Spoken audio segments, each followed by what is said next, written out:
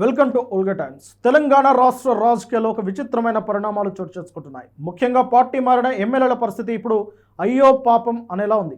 ఏది ఏమైనా self goal చేసుకున్నారు వారంతా. పొరపాటున దెబ్బ తాకిన అమ్మ అని మూలుగలేని పరిస్థితిలోకి నెట్టివేయబడ్డారు. పార్టీ మారిన ఎమ్మెల్యేలు బీఆర్ఎస్ పార్టీలోనే ఉన్నట్లు ఇటీవల స్పీకర్ గడ్డం ప్రసాద్ కుమార్ స్పష్టత ఇచ్చారు. దీంతో ఆయా నియోజకవర్గాల్లో ఎమ్మెల్యేలకు బీఆర్ఎస్ పార్టీ కార్యకర్తల నుంచి అవమానాలు ఎదురవుతున్నాయి. బీఆర్ఎస్ పార్టీ కండువ కప్పుకోవాలి అంటూ జై కేసీఆర్ అనాలి అంటూ నిరసనలు వెల్లువెత్తుతున్నాయి. ప్రభుత్వ కార్యక్రమాలకు హాజరవుతున్న ఎమ్మెల్యేలను కార్యకర్తలు అడ్డుకుంటున్నారు. బీఆర్ఎస్ కార్యకర్తలు శ్రేణులు లేకుండా నియోజకవర్గంలో తిరగవద్దని వార్నింగ్లు ఇస్తున్నారు.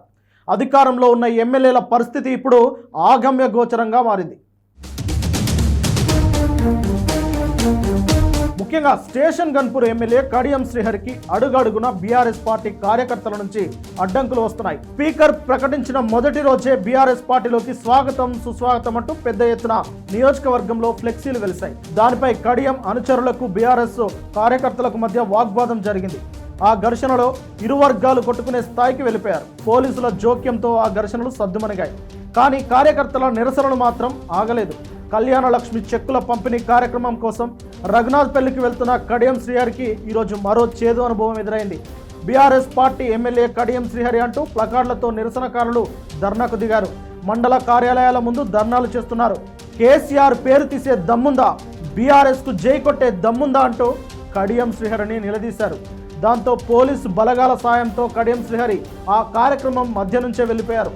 కేవలం కడియం శ్రీహరికి మాత్రమే కాదు, మిగతా 7 మంది ఎమ్మెల్యేల పరిస్థితి కూడా ఇలానే మారిపోయింది. భద్రాచలం ఎమ్మెల్యే తెల్లం వెంకట్రావు పరిస్థితి ఇంచుమించు ఇలానే ఉంది.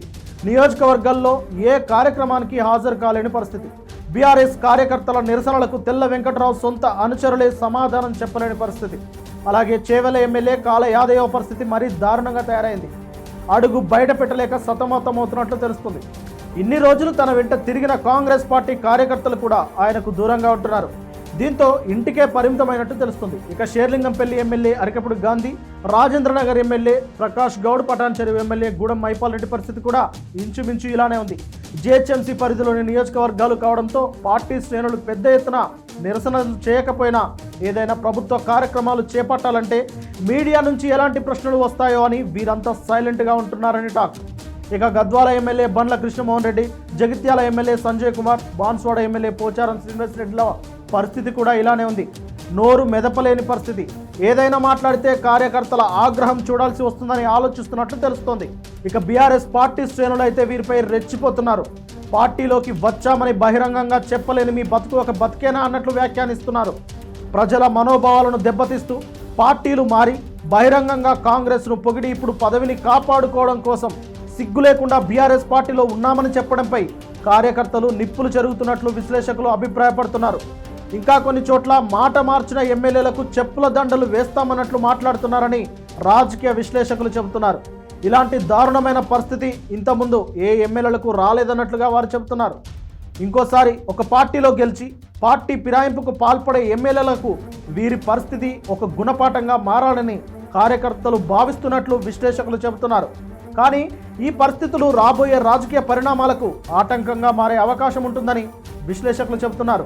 ఎందుకంటే రాబోయే ఎన్నికల్లో ఏ పార్టీకి స్పష్టమైన మెజారిటీ రాకపోతే రాజకీయ ఎత్తుగడలు వేయడానికి తాజా పరిస్థితులు చెంపపెట్టుగా మారనున్నాయి. ఇది ఖచ్చితంగా బీఆర్ఎస్ పార్టీకే మైనస్ కాబోతుందని కొంతమంది విశ్లేషకులు చెబుతున్నారు. ఏది ఏమైనా ప్రస్తుత పరిస్థితులు మాత్రం పార్టీ ఫిరాయించిన ఎమ్మెల్యేలకు ప్రతికూలంగా మారాయి. ఇప్పటి వరకు వీరి రాజీనామాల గురించి మాట్లాడిన బీఆర్ఎస్ పార్టీ ఇప్పుడు వీరి సభ్యత్వం గురించి మాట్లాడుతుందా అనేది ఆసక్తికరంగా మారింది.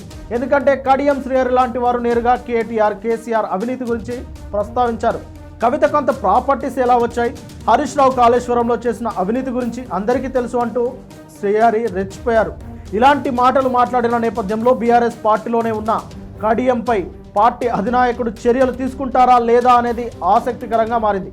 ఏది ఏమైనా పార్టీ మారిన ఎమ్మెల్యేలు సెల్ఫ్ గోల్ చేసుకున్నారని విశ్లేషకులు అయితే అభిప్రాయపడుతున్నారు.